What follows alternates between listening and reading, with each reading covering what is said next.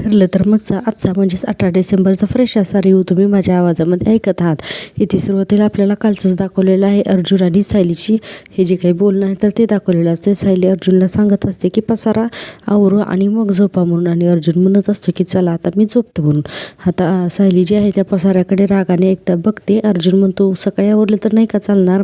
आता सायली जी आहे तर त्याला थोडंसं घाबरवते. तर लगेचच अर्जुन उठतो आणि पटापट सगळा पसारा जो आहे तो आवरतो. आता हास्य जो आहे तो इतका फास्ट घेतलेला दाखवला आहे की अर्जुनची ही जी पळापळ आहे तर हे सगळं बघून सायली हसत असते.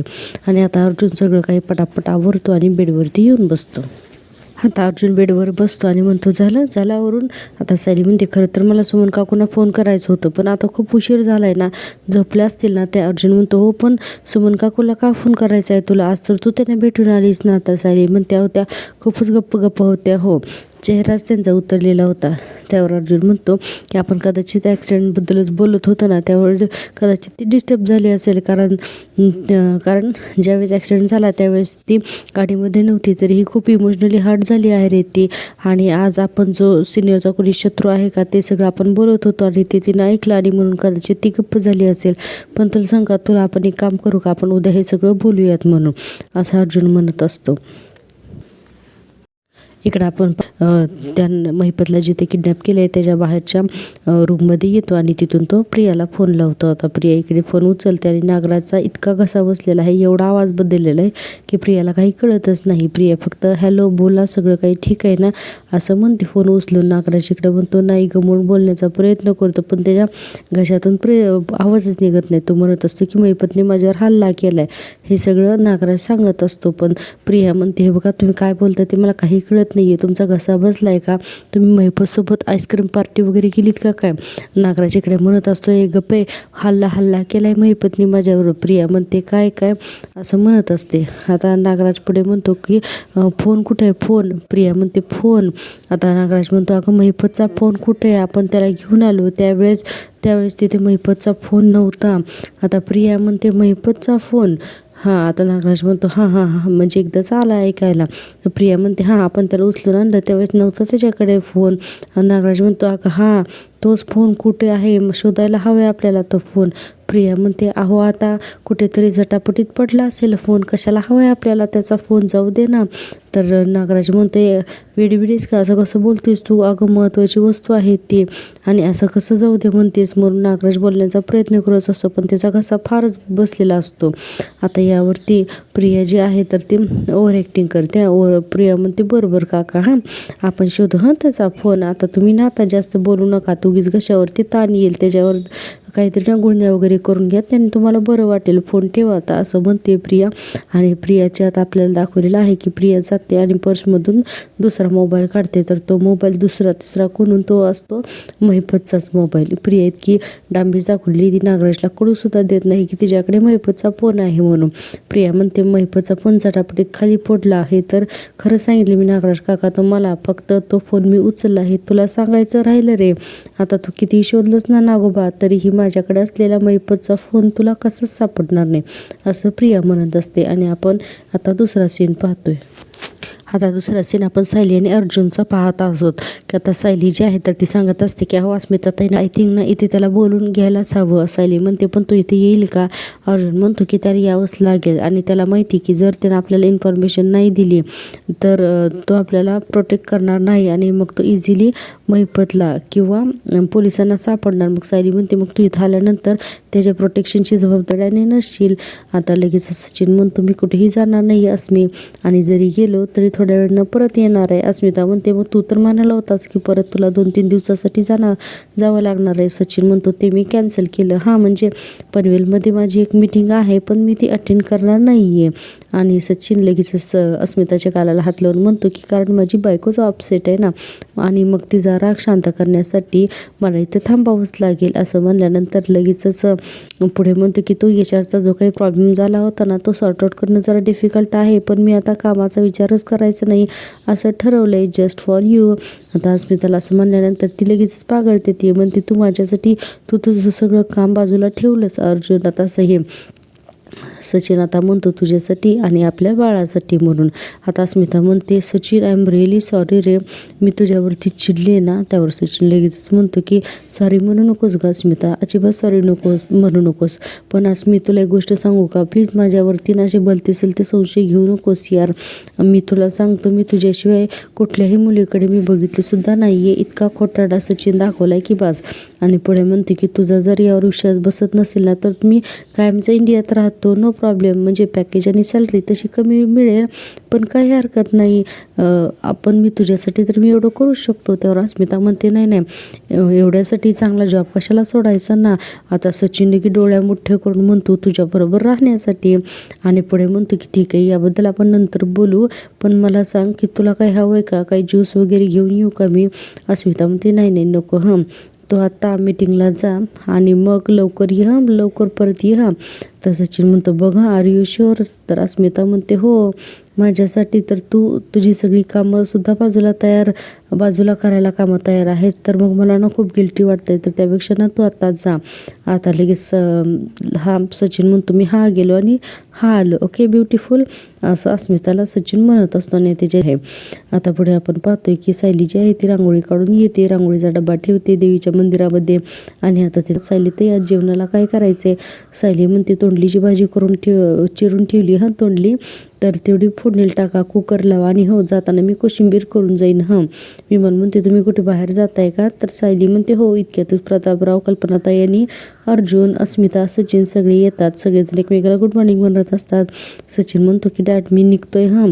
तर लगेच सचिन म्हणतो हो ॲक्च्युली माझी एक मीटिंग आहे, तर कल्पनाताई म्हणतात हो पण तू नाश्ता करून निघशील ना. तर सचिन म्हणतो नाही, मीटिंगच्या इथं खाणं होईलच ना, मी निघतो. म्हणून सचिन जायला निघतो. त्यावर अस्मिता म्हणते सचिन तू बिना नाश्ता करता जातो आणि मला नाही हे चालणार. त्यावर सचिन लगेच म्हणतो बापरे तुला चालणार नाही, असं मी आता काही करूच शकत नाही, असं सचिन अस्मिताला म्हणतो आणि लगेच नाश्ता करायला बसतो. आता हे सगळं सायली बघत असते. प्रतापराव म्हणतात गोड. आता सायलीला हे सगळं छान वाटत असतं.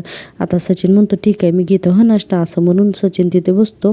तर कल्पनाताई म्हणतात सायली तू इथे बस, तुला जायचं आहे ना, मी वाढते नाश्ता, असं म्हणून कल्पनाताई जे आहेत तर ते सायलीला बसवतात. आणि आता सचिनला वगैरे सगळ्यांना दुसरा सीन पाहतो की घसा बसलेला नागराज जो आहे तर त्याच्या घरामध्ये आलेला असतो आणि विचार करत असतो की प्रियाला फोन करायला हवा आहे. पुढे म्हणतो की नाही फोन नको, मेसेजेस करतो म्हणून.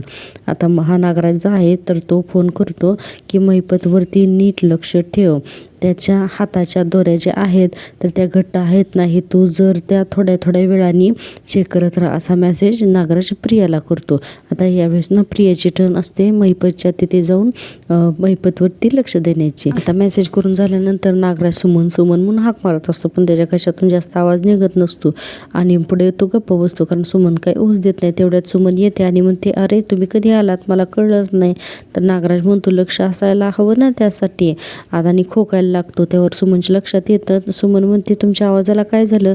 नागराज म्हणतो फालतू चौकशा नको करू, जा चहा आण, मला चहा आण, असं हातवारे वगैरे करून सांगत असतो.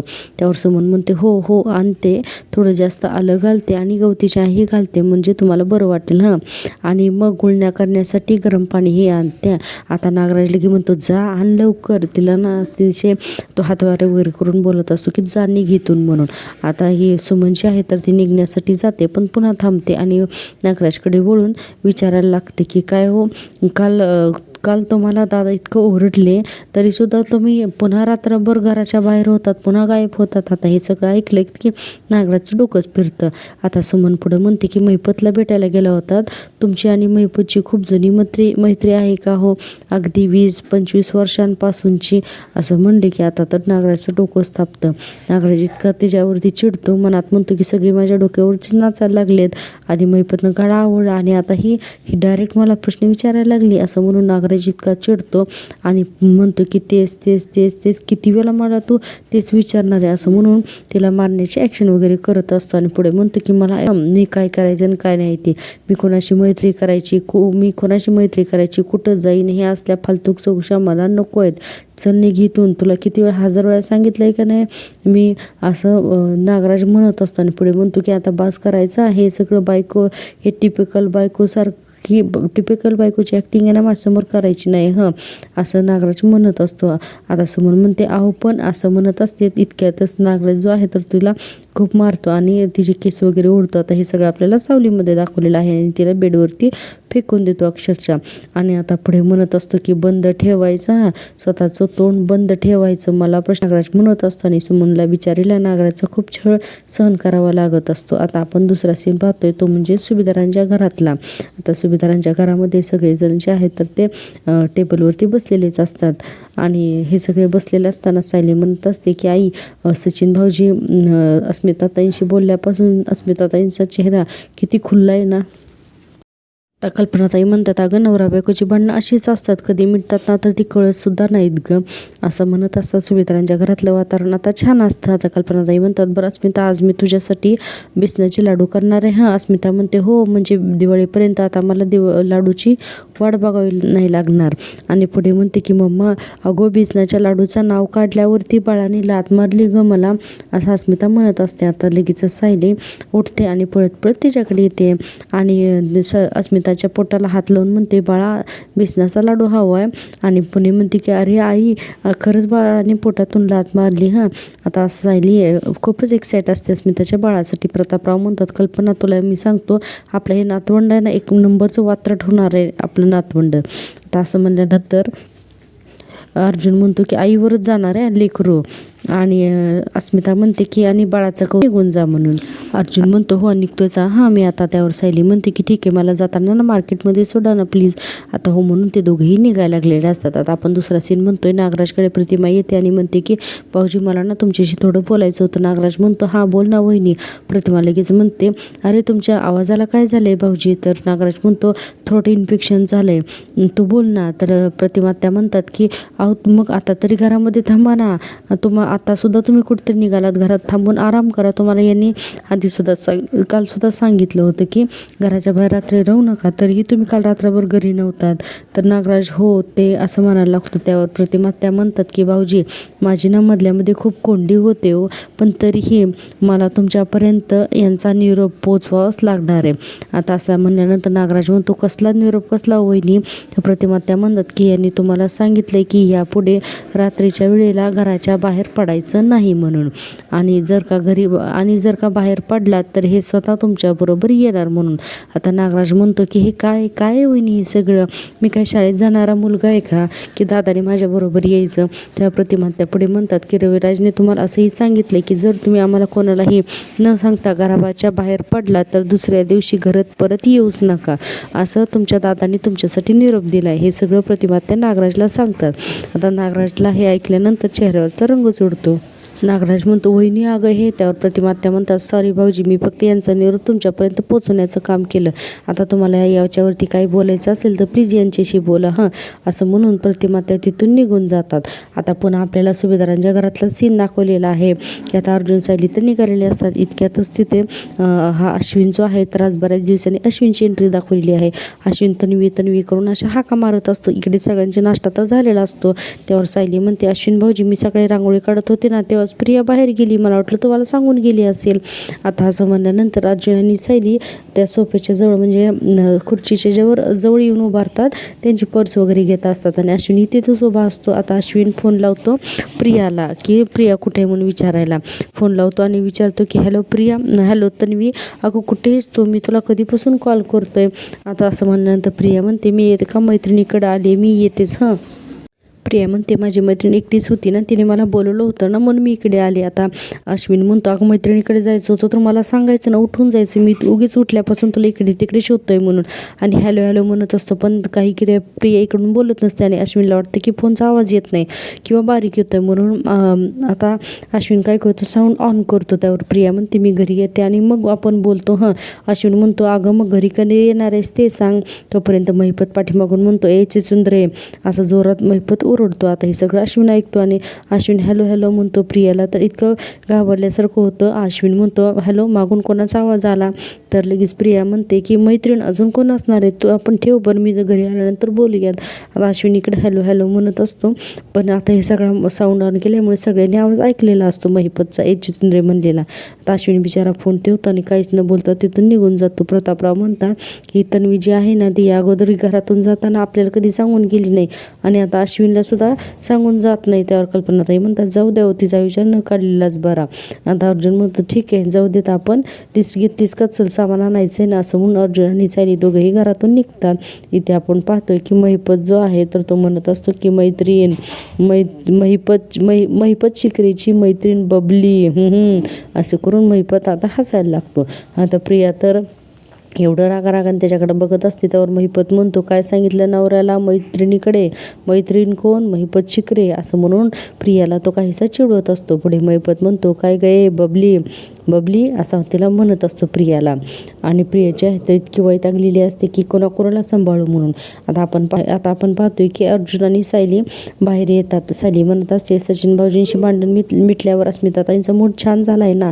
तर अर्जुन म्हणतो हो, चला दोघेही शांत झालेत आणि आय होप की पुन्हा त्या दोघांमध्ये भांडणं होऊ दे. आता सायली म्हणते काय हो, हल्ली अश्विन भाऊजी आणि प्रियामध्ये चिडचिड भांडणं वाढलीत ना.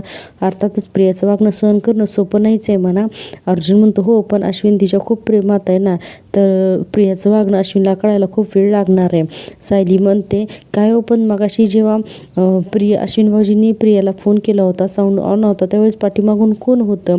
आता आणि पुढे म्हणते की प्रिया म्हणाली की ती मैत्रीण होती, पण मला तो आवाज मुलीसारखा नाही वाटला. अर्जुन म्हणतो मला सुद्धा आता या दोघांना संशय येणार आहे की प्रिया जाते ती महिपतच्याच इथे म्हणून. आता आपल्याला दाखवलेलं आहे की ठरलं तर मग आजचा हा जो भाग आहे तर तो इथेच संपतो. प्रेक्षकांनो, मी दिलेला रिव्ह्यू जर का तुम्हाला आवडत असेल तर प्लीज व्हिडिओला एक लाईक करत जाऊ आणि चॅनलला सबस्क्राईब करा. खूप असे आपले प्रेक्षक आहेत ते जे अजूनही चॅनलला सबस्क्राईब करत नाहीत, तर डेली तुम्हाला असे रिव्ह्यू ऐकण्यासाठी प्लीज चॅनलला सबस्क्राईब करा. आता पाहूया उद्याच्या भागामध्ये. आपण पाहतोय हा जो अर्जुन आहे तर त्या अर्जुनने असं ठरवलंय की आता त्या बाबूला पनवेलमध्ये आणण्याची तयारी करायची म्हणून.